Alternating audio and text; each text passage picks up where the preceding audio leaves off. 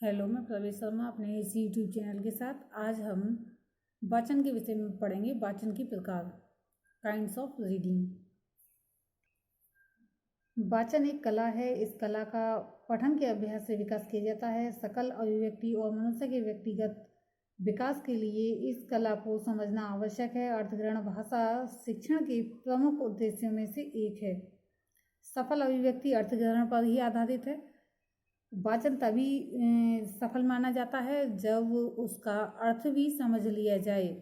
आज का हमारा टॉपिक है वाचन के प्रकार। तो वाचन के को जो है दो भागों में बांटा गया है, शाश्वत वाचन और मौन वाचन। आज केवल हम शाश्वत वाचन के विषय में विस्तार से समझेंगे। शाश्वत वाचन यानी कि लोड रीडिंग। सबसे पहले इसका अर्थ, लोड रीडिंग होता क्या है। वाचन के संकुचित अर्थ के अंतर्गत लिखित सामग्री या छपी हुई सामग्री को पढ़ना ही वाचन कहलाता है। लेकिन वाचन का जब विकसित अर्थ लिया जाता है तो वाचन से तात्पर्य लिखी हुई या छपी हुई सामग्री के अर्थ सहित ग्रहण से होता है। वाचन अथवा पठन शब्द में ही शाश्वत पठन का भाव निहित है। हम अपने दैनिक व्यवहार में शाश्वत पठन का प्रयोग प्राय करते रहते हैं। सभा सोसाइटियों में भाषण देने के लिए हम कभी कभी अपना वक्तव्य लिखित रूप में तैयार करते हैं और फिर उसे सभा में पढ़ते हैं। लगभग सभी दीक्षांत भाषण लिखित सामग्री का पठन ही होता है। विधानसभा तथा लोकसभा में हमारे नेता भाषण देते समय प्राय पठन ही करते हैं। इस प्रकार अनेक औपचारिक अवसरों पर भाषण देने के लिए वाद विवाद एवं गोष्ठियों में अपनी बात को प्रभावशाली ढंग से कहने के लिए हमें शाश्वत पठन की आवश्यकता होती है। शुद्ध एवं प्रभावी तथा प्रभावपूर्ण पठन श्रोताओं को मंत्रमुग्ध करके वाचक के व्यक्तित्व को निखार देता है एवं वक्ता का प्रभाव श्रोताओं पर पड़े बिना नहीं रह सकता। अच्छा शाश्वत पठन वार्तालाप के समय जो है वार्तालाप को रुचिकर बना सकता है। कभी कभी शैक्षिक बातचीत के समय महान व्यक्तियों के उदाहरण पढ़ने की आवश्यकता पड़ जाती है। ऐसे समय यदि वाचक अच्छा न हुआ तो वार्तालाप का जो है आनंद ही किरकिरा हो जाता है। शैक्षिक परिसंवाद, सेमिनार, कार्यगोष्ठी, सम्मेलन आदि जो भी ये इस टाइप के प्रोग्राम होते हैं में अच्छे शाश्वत वाचन का अपना पृथक महत्व है। इन स्थानों पर यदि कुछ पढ़ना पड़ जाए और सदस्य ने सुंदर ढंग से ना पढ़ा हो तो उसकी बात का प्रभाव कम हो जाता है। सामाजिक उत्सवों, पास पड़ोस के पारिवारिक उत्सवों एवं धार्मिक कृत्यों के समय रामायण, महाभारत, आला आदि काव्यों का पाठ करने की जो है शिक्षित व्यक्ति की आवश्यकता पड़ती है। शिक्षित व्यक्ति को आवश्यकता पड़ती है और वाचन की कला में अकुशल व्यक्ति ऐसे अवसरों पर जो है इधर उधर होने लगता है। उत्तम शाश्वत वाचन में वाचक में आत्मविश्वास की जागृति होती है, उसकी भाषा प्रयोग की क्षमता में वृद्धि होती है, औपचारिक अवसरों पर उसकी झिझक दूर हो जाती है और उसमें नेतृत्व के गुणों का विकास होता है। अच्छी तरह पढ़ी हुई कविता को याद करने में सरलता होती है।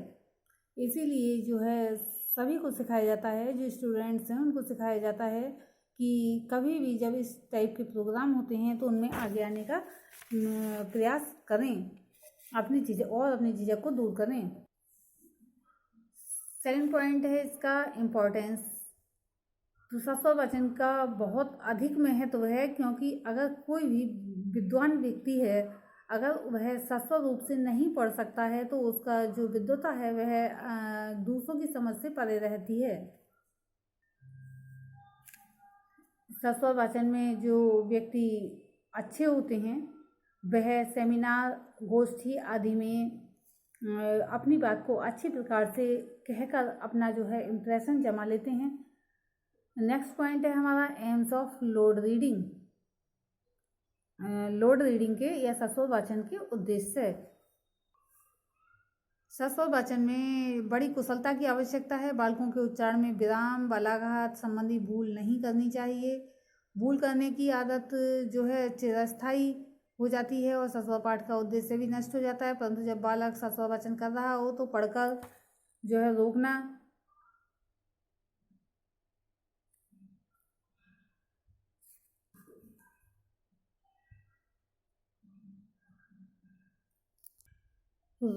अथवा रोककर संशोधन करने की शीघ्रता नहीं करनी चाहिए। इससे पढ़ने की गति में रुकावट आ जाती है। प्रवाह के साथ पढ़ने की आदत नहीं पड़ पाती। विषय संबंध टूट जाने से शुद्ध पाठ जो है कठिन हो जाता है, अतः अवतरण समाप्त हो जाने पर शुद्ध करना चाहिए। एक उद्देश्य की पूर्ति के लिए दूसरे की बलि देना उचित नहीं होता।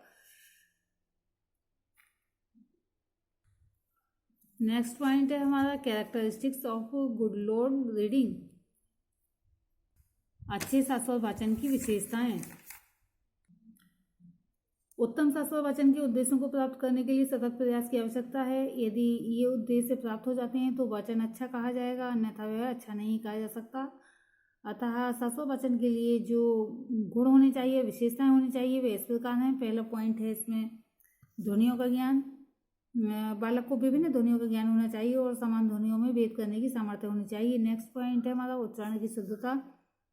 प्रसन्न, विशेष, भारतीय, सौष्ठव, क्रम, कर्म, क्रमी जैसे शब्दों का उच्चारण शुद्ध रूप से किया जाए तो वाचन अच्छा कहा जाएगा।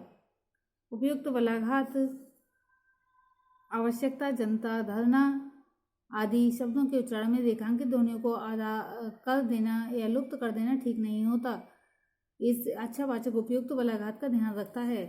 नेक्स्ट पॉइंट है हमारा विराम चिन्ह। स्वल्प विराम, अर्ध विराम एवं पूर्ण विराम का ध्यान रखकर पढ़ना चाहिए। वाक्य में यदि कोई भी वाक्य है, अगर आधा विराम चिन्ह के बिना या फिर बीच बीच में जहाँ विराम चिन्ह की आवश्यकता नहीं है, इस तरह से पढ़ा जाएगा तो अर्थ का अनर्थ हो जाएगा और जो है दूसरा व्यक्ति, समझने वाला व्यक्ति नहीं समझ पाएगा। नेक्स्ट पॉइंट है हमारा स्पष्टता। वाचन स्पष्ट होना चाहिए, इसके लिए स्वर पर जो है नियंत्रण आवश्यक है। इतनी जोर से पढ़ना चाहिए कि सभी श्रोता सुन लें। शब्दों के समूहों को एक सांस में पढ़ते समय उनमें अर्थ की संगति का ध्यान रखा जाए। प्रत्येक वर्ण का उच्चारण पृथक रूप से ही करना चाहिए।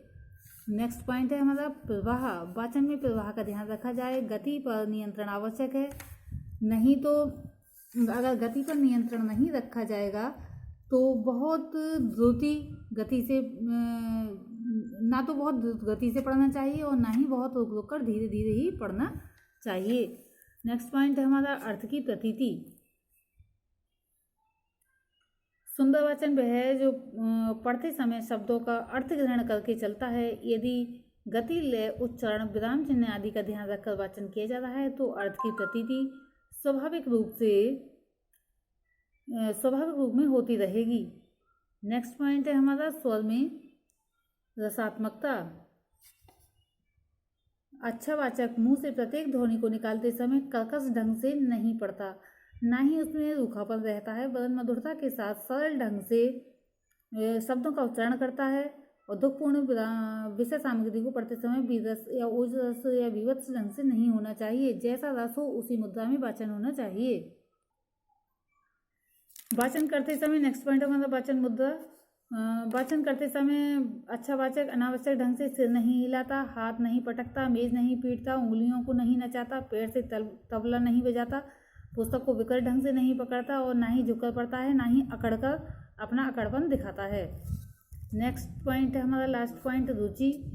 पढ़ते समय अच्छा वाचक पढ़ने में रुचि लेता है, उसे वाचन में आनंद आता है, उसकी रुचि को देखकर श्रोता भी आनंद लेते हैं। वाचन में उसे ना तो ऊब आती है और ना ही वह व्यर्थ का कार्य समझकर करता है।